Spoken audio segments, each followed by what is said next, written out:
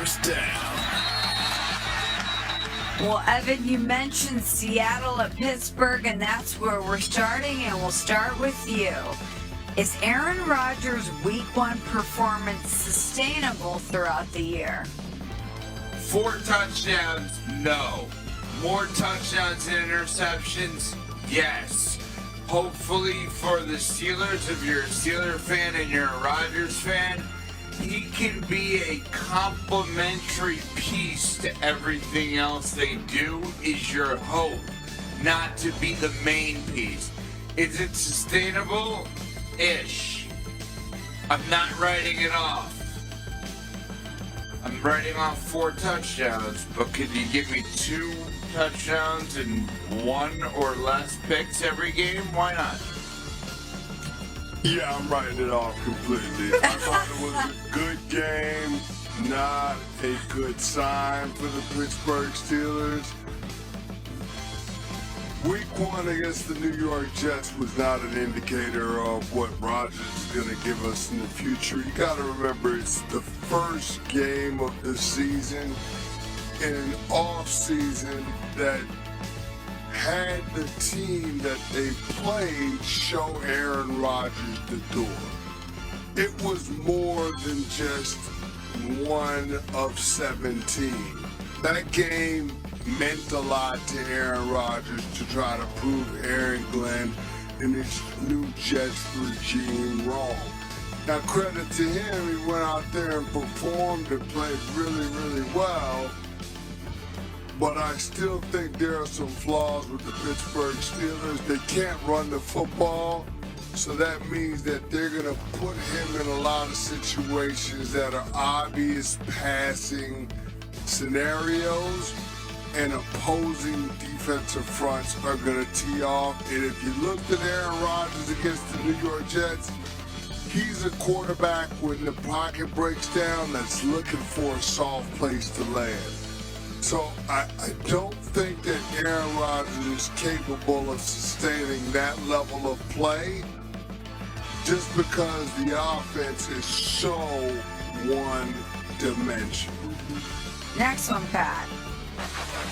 Second down. CC will stick with you. Jags at Bengals. If neither one of these quarterbacks, and Joe Burrow and Trevor Lawrence, gets it done and ultimately wins a Super Bowl in their career, which one would be more disappointing? Well, it has to be Joe Burrow. People are saying that he's arguably the best quarterback in the league. They put him up there with Josh Allen, Lamar Jackson, Patrick Mahomes, Jalen Hurts, and based on his resume, he just doesn't belong there. But yet people still want to believe in Joe Burrow, and so I think that he would be the guy that would be a disappointment just because of what we've seen from him early on in his career, getting to a Super Bowl, and then having the best weapon in the National Football League in Jamar Chase at his disposal. So I think Joe Burrow would be the guy that would be most disappointing. No question. Totally agree. I also think it's because many people have rightfully and fairly, based on his play, downgraded their overall viewpoint of the other quarterback you mentioned here. That's why I think the obvious answer is Trevor Lawrence. At least Joe Burrow came into this league, showed you why he's the #1 overall pick. He took the Cincinnati Bengals to a Super Bowl. What has Trevor Lawrence done? And we talked about him in the same vein as Andrew Luck and Peyton Manning. And I know he's been injured, but so is Joe Burrow. Yeah, but if you're saying whose career would be more disappointing if they don't get to this or win a Super Bowl, I think people have already decided that Trevor Lawrence's career is disappointing. So getting to the goals have lowered. saying that about Burrow is a compliment to Burrow. You're so good. You've done it before. We expect you to do it again. Trevor Lawrence needs to have a winning record. Let's start there. But ultimately, think about how disappointing that is. But would you be disappointed if Baker never won a Super Bowl? I don't think we talked about Baker Mayfield coming out of college, even though he was the #1 overall pick, in the same vein that we did a Trevor Lawrence and a Joe Burrow. Would you be disappointed if Jameis Winston, who's a third-string quarterback, as a #1 overall pick, didn't win a Super Bowl? I think it's totally different. Well, he was Joe undefeated.